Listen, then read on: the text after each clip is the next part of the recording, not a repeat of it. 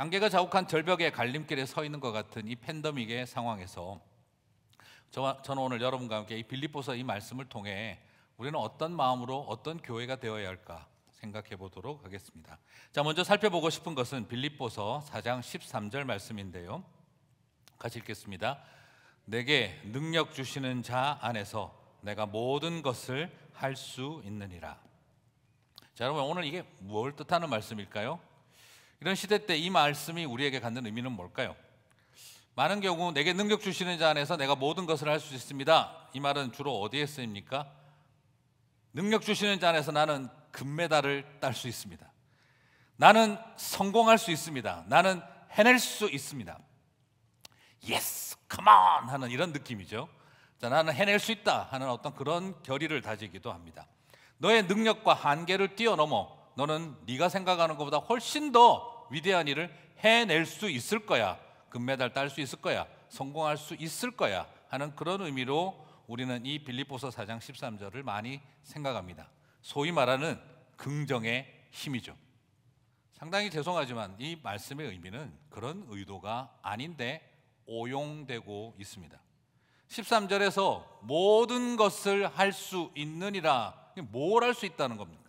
어떤 걸 할 수 있다는 이야기일까요?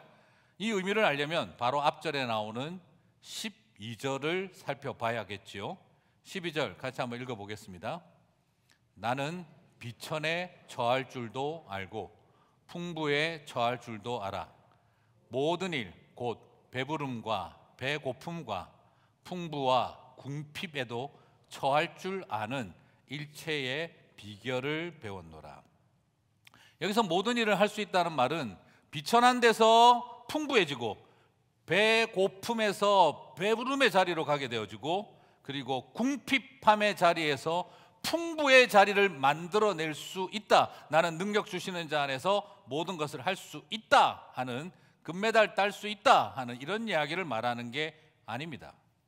지금 여기에서 말하고 있는 것은요, 여기에서 말하고 있는 것은 모든 일을 할 수 있다는 것은 궁핍하게 살아야 되면 궁핍하게 살아야 할 이유를 알고 섭리를 깨달아 알아 나는 그 속에서 하나님의 뜻과 말씀을 따라 살 수 있는 법을 배웠고, 나는 비천에 처하게 되어졌으면 비천함에서 빠져나오는 능력을 말하는 것이 아니라 그 비천함 속에 있게 하신 하나님의 섭리를 깨달아 알아 내가 여전히 그 속에서도 복음을 전하며 살아갈 수 있는 법을 알게 되었고, 내가 배고픔의 자리에 있게 되어졌어도 그 자리에서 내가 다른 배고픈 자들을 돌아보며 왜 하나님이 나를 여기로 인도하셨는지를 알아 그 시간을 이겨내고 견뎌낼 수 있게 하셨다라는 의미가 오늘 모든 것을 할 수 있다는 의미입니다.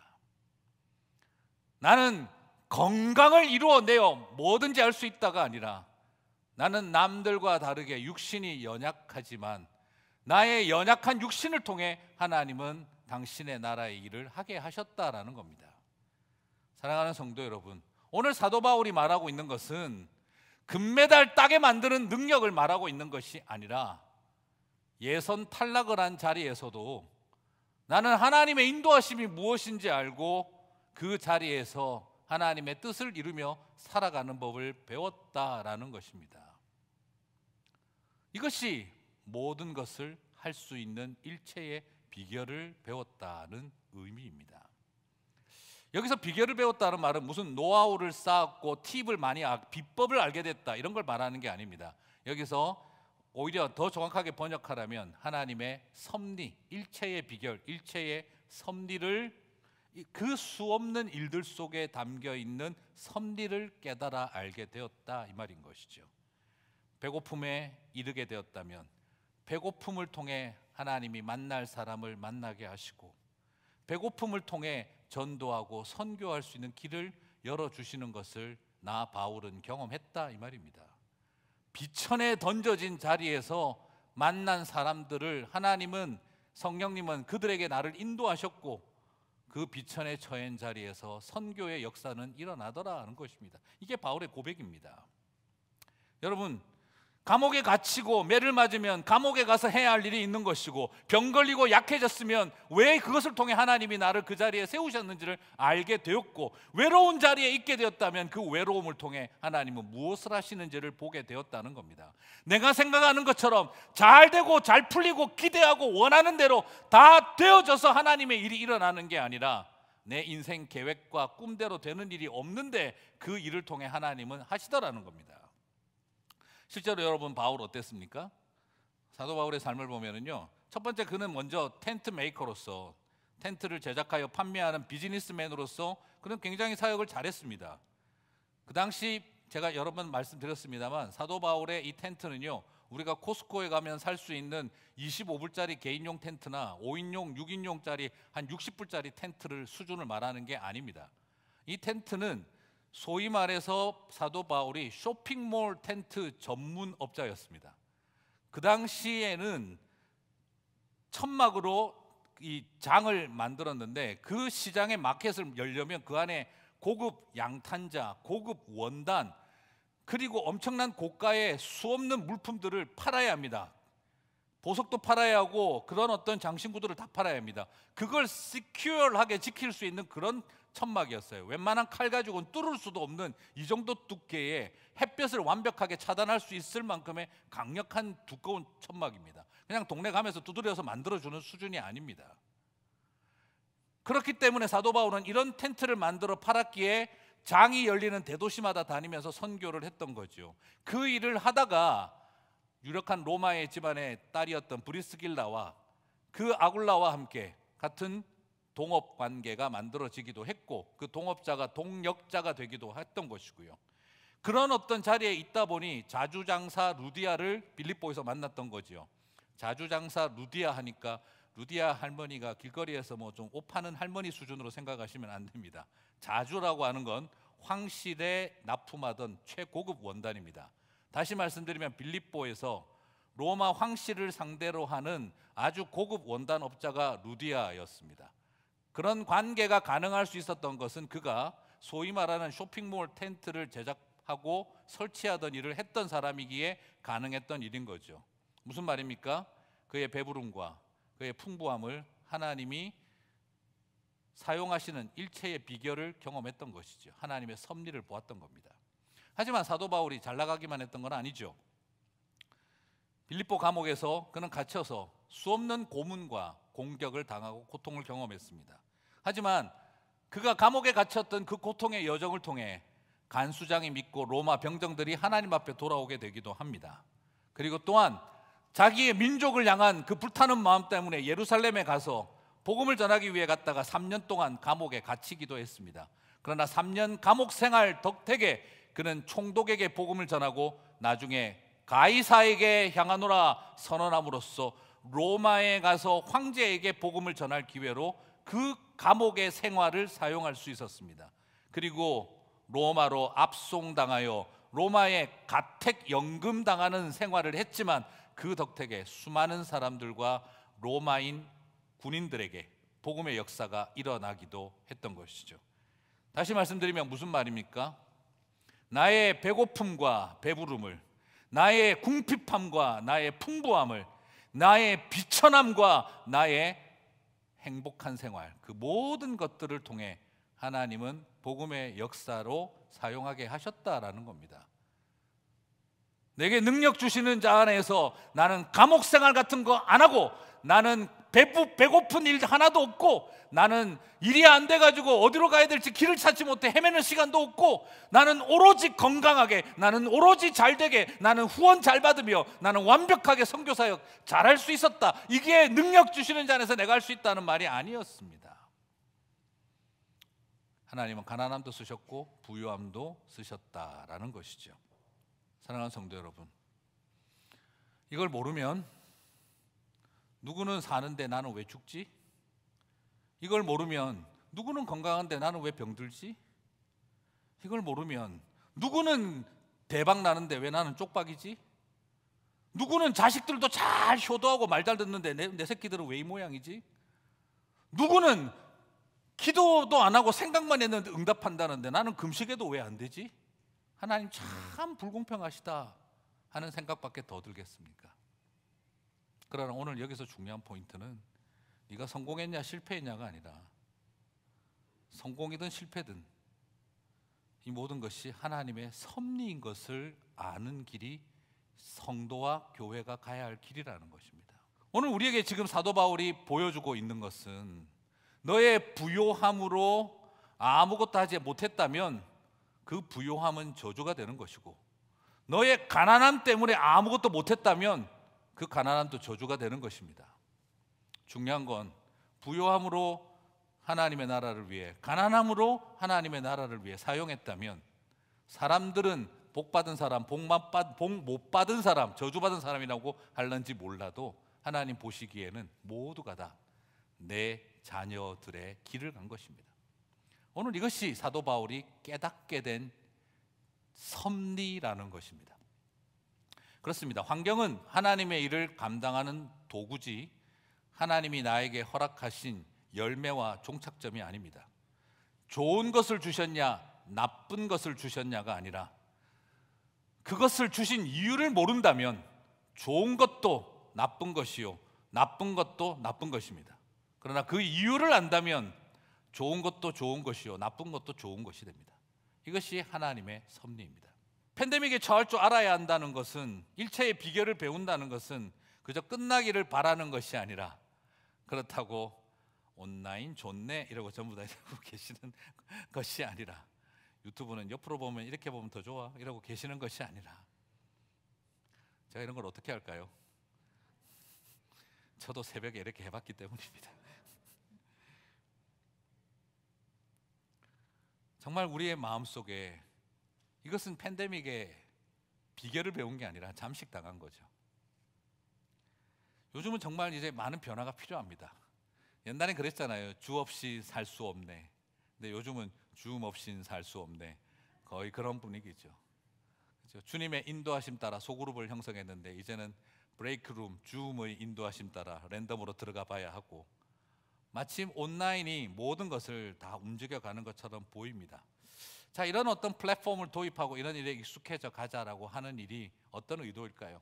일체의 비결입니까? 일체의 섭리입니까? 저는 비결이면 거부하고 싶습니다. 그러나 섭리면 배워야 합니다. 여러분, 저는 이것을 바라보면서 그저 시대를 잘 따라가는 일에 앞서보자, 우리가 앞서가는 교회가 되자, 이런 이야기 하고 싶지 않습니다. 자, 여러분 이걸 한번 생각 한번 해보실까요? 여러분 생각할 때 이런 온라인이나 뭐 줌, 시스코, 구글 이런 어떤 네트워킹 프로그램들을 보실 때 젊은 사람들이 잘 사용할까요? 어르신들이 잘 사용하실까요? 솔직히 보면 기술적으로 누가 잘하겠습니까? 당연히 젊은 사람들이 더 잘하겠죠, 그죠? 맨날 하는 일이 그 일인데 뭐 더 잘하지 않겠나? 이제 팬데믹 시대는 우리 어른들한테 너무 힘들어. 그런데 여러분 한번 질문 드려볼게요. 팬데믹 이후로 지난 1년 6개월 동안 온라인으로 예배드리고 줌으로 교회 여러 가지 활동들을 시작을 했습니다. 젊은 사람들이 온라인 예배를 더 잘 열심히 드렸을까요? 어른들이 더 잘 열심히 드렸을까요? 누가 더 잘했을까요? 질문 다시 한번 드립니다. 젊은 사람들이 소그룹 모임에 더 적극적으로 열심히 참여하고 배우는 일에 세미나에 열심히 들어왔을까요? 아니면 어르신들이 배우는 일에 더 열심히 들어오고 열심히 소그룹에 참여했을까요? 지난 1년 6개월의 통계 결과는 60대가 30대보다 40대보다 2.5배로 높았습니다. 당연히 젊은 사람들이 이런 거 더 잘 만지고 익숙하니까 더 잘하겠지라고 생각이 되어집니다. 하지만 결과는 정반대였습니다. 어떻게 하는지도 모르고 도대체 이거는 왜 안 들어가는지, 내가 말을 해도 내 목소리는 왜 안 나가는지 이유를 모르고, 왜 나는 이름을 바꾸라는데 이 이름을 어떻게 바꾸라고, 이름 바뀌어라 뚝딱 해서 안 바뀌고, 이 골치 아픈 거를 나는 죽을 만큼 괴로운데 젊은 애들은 쉽게 쓰는데 당연히 젊은 사람들이 많이 했겠지 싶은데 아니었습니다. 2.5배 60대 이상이 더 많았습니다. 이유는 뭘까요? 물론 똑같은 잣대를 들이대면 안 되고 일반화시키는 오류를 범해서는 안 됩니다. 남 모르는 사정이 있고 다 나름대로 이유가 있을 겁니다.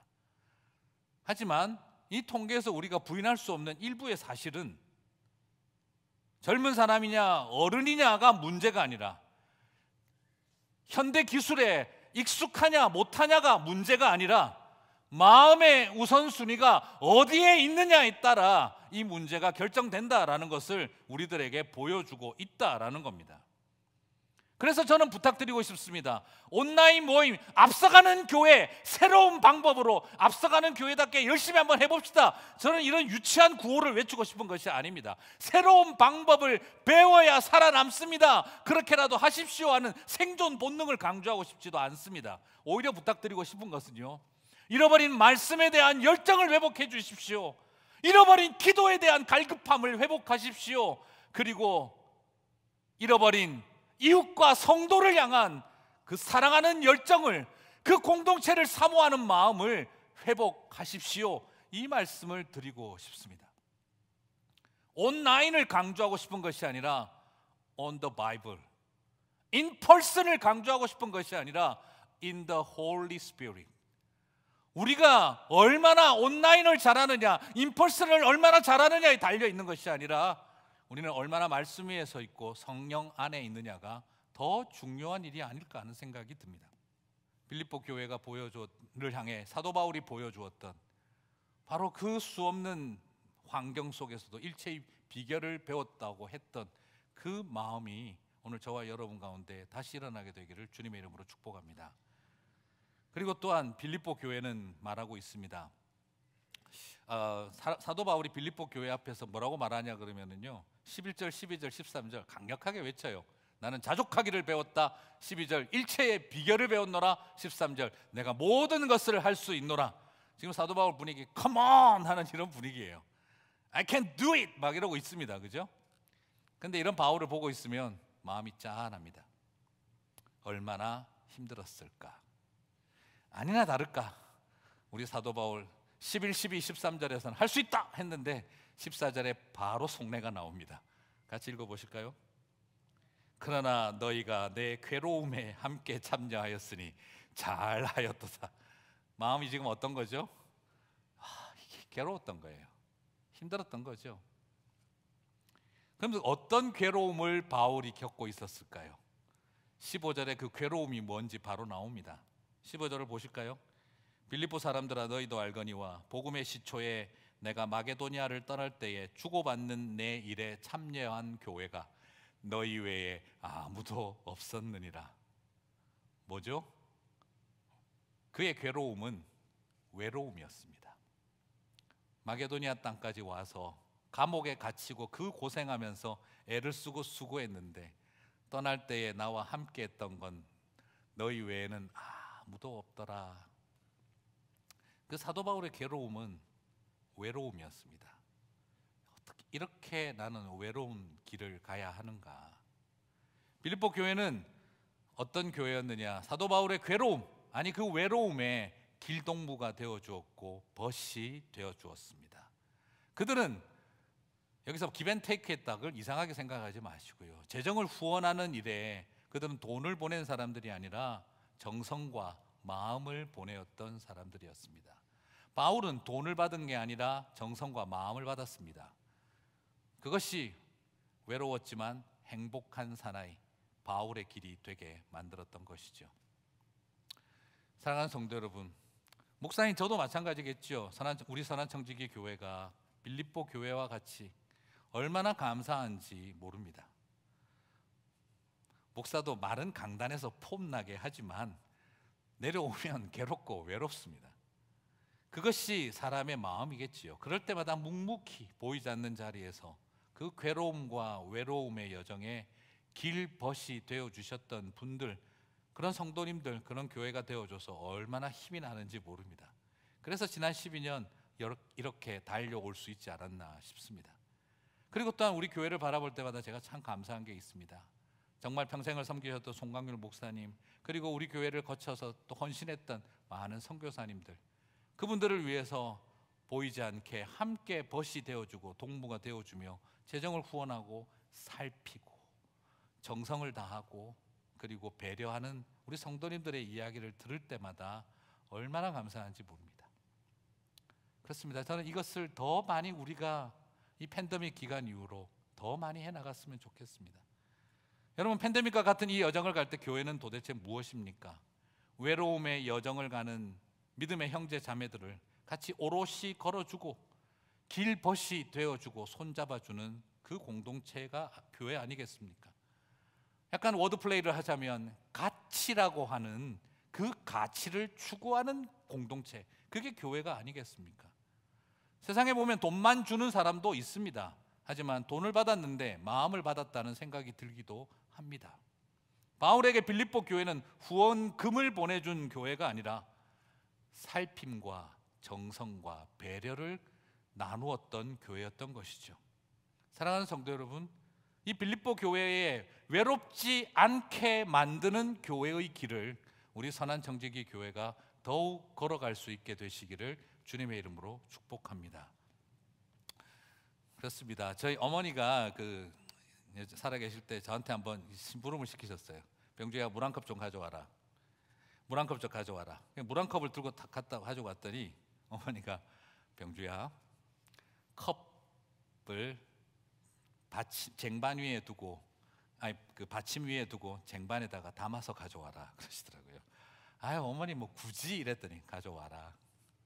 그래서 제가 갖다 드렸더니 어머니가 저를 보면서 그러셨어요. 병주야, 컵은 물을 담는 것만이 아니라 정성도 함께 담을 수 있단다. 똑같은 물이라도 맛이 달라지더구나. 살짝 놀랐습니다.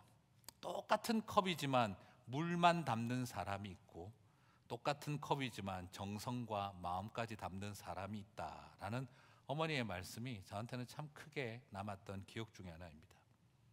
교회는 어떤 곳입니까? 수치, 통계로 설명할 수 없는 살핌, 배려, 정성, 그 어떤 것도 이벨루에이션에도 평가를 측정할 수 없는 살핌, 배려, 정성, 그것을 서로에게 나누어 주어 외롭지 않게 만드는 것이 팬데믹 시대에 필요한 교회의 모습입니다. 비록 사도 바울은 말했죠. 자족하기를 배웠노라, 일체의 비결을 배웠노라, 내가 모든 것을 할 수 있노라.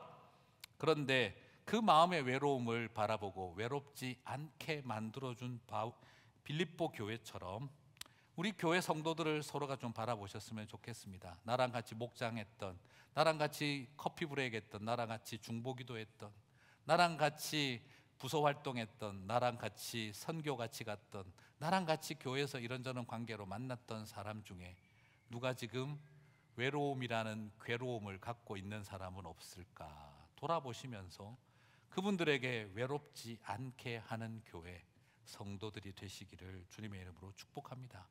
그리고 이런 마음으로 이웃들의 길벗이 되시기를 바랍니다. 이제는 우리 안을 넘어서 우리 이웃들에게도 외롭지 않게 만들어주는 교회가 되었으면 좋겠습니다. 이번에 이제 시소 공동체와 함께 우리 교회가 이제 폴스 카페를 9월 25일에 이제 오픈합니다. 이제 9월 25일에 완전히 오픈하게 되는데, 장애인들에게 일자리를 주고 그리고 카페를 통해서 그분들이 정당한 노동에 대한 대가를 장애인들에게 제공해 줄 수 있는 이제 그 일이 9월 25일부터 시작이 되어집니다. 사람들이 저한테 와서 그 이야기를 했어요. 목사님, 선한정직이 교회는 COF에게도 장소 빌려주고 미랄에게도 장소 빌려주고 교회 부서 안에도 장애인 부서가 2개나 있고 히즈드림이 있고 교육 부서 안에도 메인스트림과 똑같이 하는 팀이 또 있고, 그것만 해도 굉장히 많은 일을 하고 있고 리스크가 큰데, 근데 장애인들을 고용해서 일하고 하는 거는요 리스크가 굉장히 커요. 법적인 문제가 생길 수도 있고. 그러니까 교회가 재정을 많이 모아서 장애인들에게 이렇게 재정 지원 많이 해주시면 되지, 그렇게 굳이 위험하게 힘들게 그런 일까지 할 필요가 있겠습니까? 그렇게 저한테 이렇게 조언해 주시는 분들도 많이 있었어요. 저는 그 이야기를 들으면서 많은 생각을 했어요. 결국 무슨 말이 됩니까? 결국 돈으로 하자는 이야기잖아요. 살피고 배려하고 정성을 주고 위험을 무릅쓰는 것보다 그냥 결국 돈으로 하자는 이야기잖아요. 저는 그게 너무 싫었습니다. 그리고 그런 생각도 해봤어요. 장애인들에게 제일 필요한 일이 뭐냐면, 나도 정당한 노동에 대한 땀을 흘리고 대가를 받아보는 일. 사회는 보면은요, 장애인 의무 고용 법안도 있고 그래요. 근데 장애인 의무 고용 안 해도 되는데라고 생각하는 유일한 예외 지력은 교회인 것 같아요. 저는 그게 왜 우리는 그렇게 생각하고 있을까 하는 겁니다. 일할 수 있는 기회를 주고, 그리고 같이 함께 자라가는 것, 외롭지 않게 하는 일, 그게 교회의 길인데, 우리끼리 즐거운 교회가 되는 게 아니라 외롭지 않게 하는 길, 그게 우리가 가야 할 길이 아닐까. 교회가 사회복지하는 곳이냐라고 질문도 합니다. 그러나 저는 이렇게 말하고 싶어요. 제 하고 싶은 말을 장애인 신학자 올리 바흐가 이렇게 말합니다. 장애인 없는 교회는 장애교회입니다. 장애인과 비장애인이 함께하지 못하면 장애교회이고 장애신앙입니다 라고 말을 합니다. 그래서 장애인들은 우리가 돕는 대상이 아니라 우리를 교회답게 만들어주기 위해 도와주는 분들이라고 감히 말하고 싶습니다. 우리가 그들을 돕는 게 아니라 그들이 우리를 돕는 것이죠. 재정이 아니라 정성을 담아주는 사람, 그리고 살핌과 돌봄이 있는 관계. 그럴 때에 우리는 물 한 컵이 아니라 정성 한 컵을 담아주는 일이 되지 않겠습니까? 그럴 때 우리는 목을 축여주는 것이 아니라 가슴을 적셔주는 일을 하는 게 아닐까 싶습니다. 하반기 시작을 앞두면서 저는 우리 교회가 일체의 비결을 배운 제대로 된 교회가 되었으면 좋겠습니다. 그리고 이웃들을 외롭지 않게 하는 교회의 길을 걸어갈 수 있었으면 좋겠습니다. 그 길을 걸어가는 일에 우리 많은 성도님들의 참여와 기도와 그리고 섬김을 기대하고 부탁합니다. 여러분, 다시 열정과 갈급함을, 사모함을 회복하고 일어나는 저와 여러분 되시기를 주님의 이름으로 축복합니다.